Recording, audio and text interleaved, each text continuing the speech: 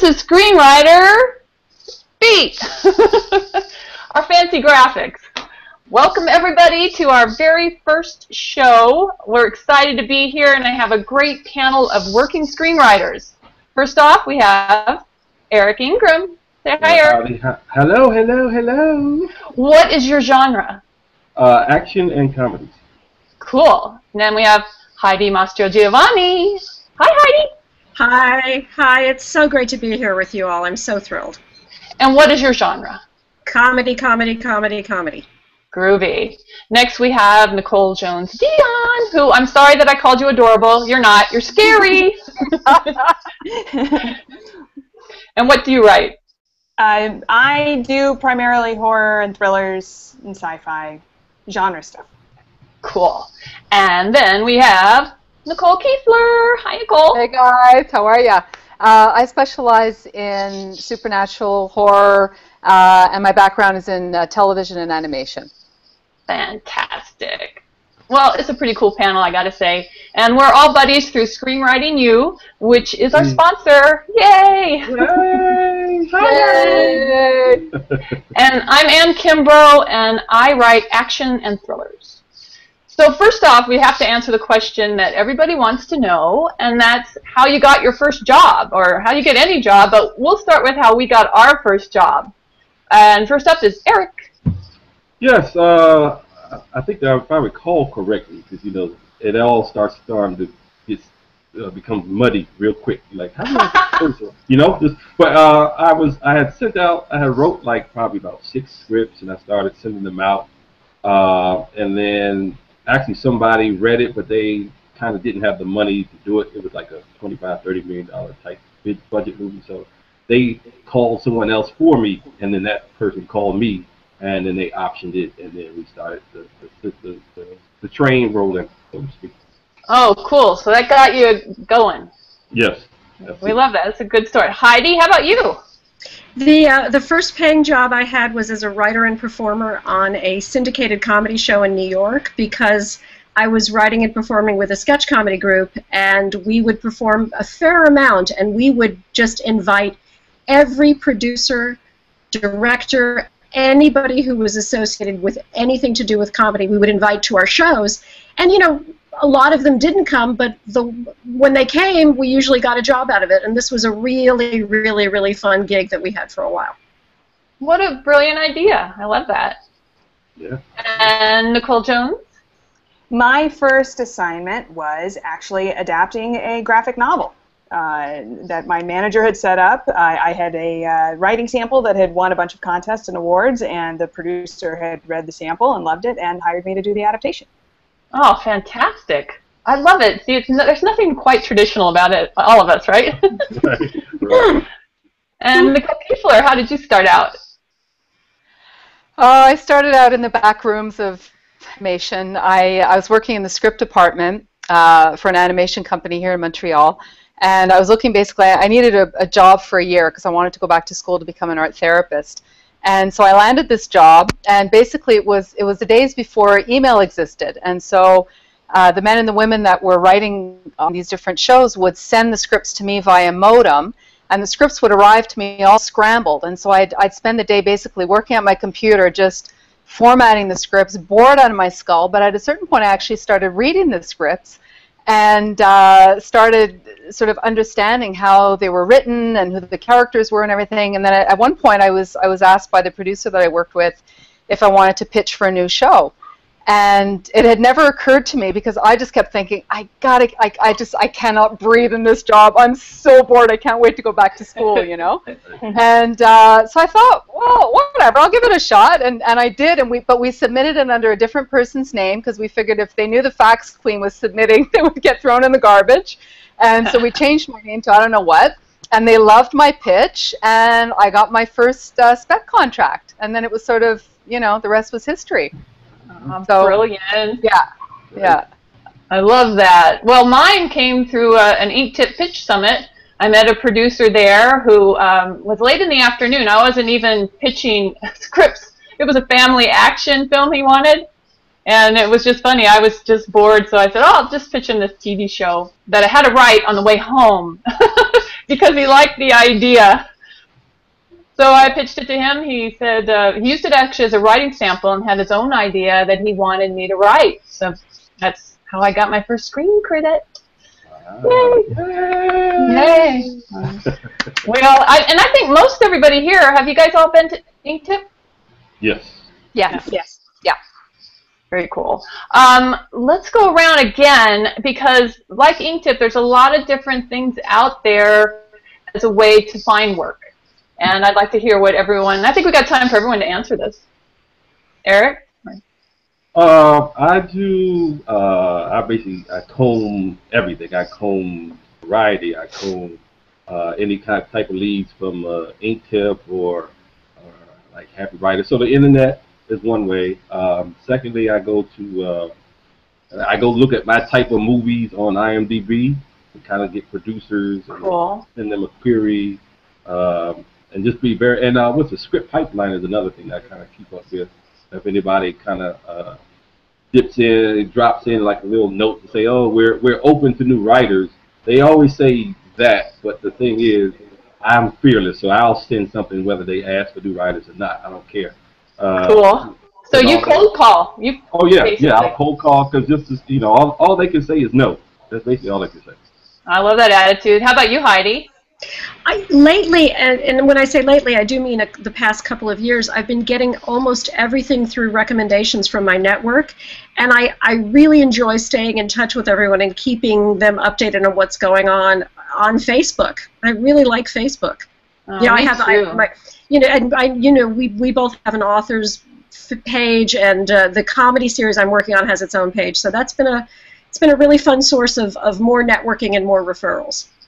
That's cool. How about Nicole Jones-Dion?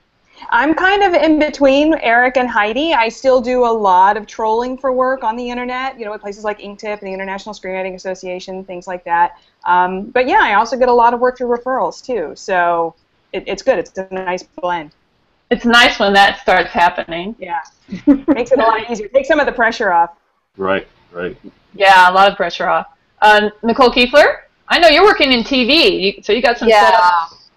I do kind of what everybody else does. I cold call. I've used LinkedIn. I do have a network that I rely upon, and in some ways, I just get a lot of work through them, through the people that I already know and have worked for, because it isn't that big a community up in Canada. But yeah, I have no problem just picking the phone and calling and emailing and doing all the legwork that anybody else would do also. Yeah. Yeah. I agree. I use all these varieties. It's nice when work comes to you, which does happen thanks to promotion online. When I cold call, though, and I'd like to know if you guys do the same thing, I really target. I know they want my work, at least my genre. Right? Oh, absolutely. Yeah. That cuts down the time and a half, because after you start sending out things for a while, you start like, wait a minute, there got to be a better, efficient way to do this. Yeah, I agree. Yeah, research is absolutely key. I mean, there's no point, I do horror. There's no point in pitching a producer who's looking for a comedy. So you have to do your research ahead of time, due diligence. Absolutely. It's a must. That's cool. And I think it helps because you don't have to be in LA. Obviously, it's good, but there's many online opportunities now. Oh yeah, absolutely. And I think of just like everyone was saying, I got here in LA before the whole internet craze, and then it was acceptable to send things through the email and all that stuff. So now that you can actually do it, please, like I said, that we have product and they need it. Yeah, that's a good point. They need it. So I mean, again, there's rules and respectful way to do things. Don't get me wrong. I'm not stepping over that. But they need product. You can see all the remakes they're starting to do now. Like, see, original content. I'm telling you, you gotta believe. You gotta believe.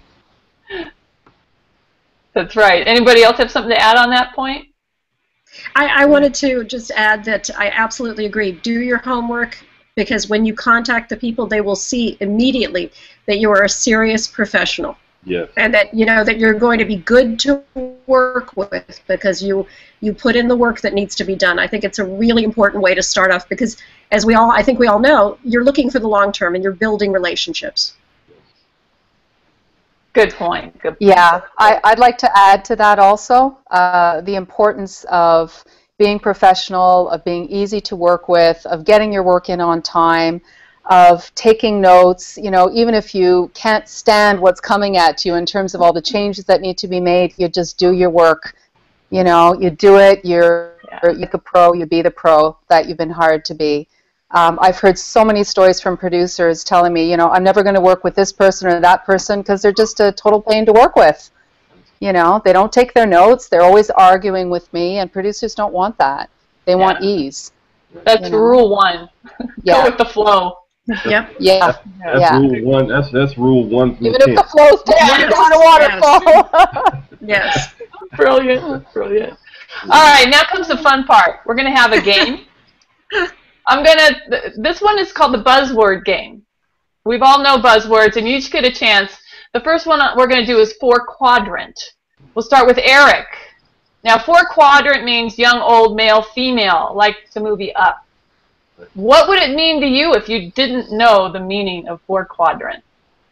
Probably it meant that it had the 4 emotions,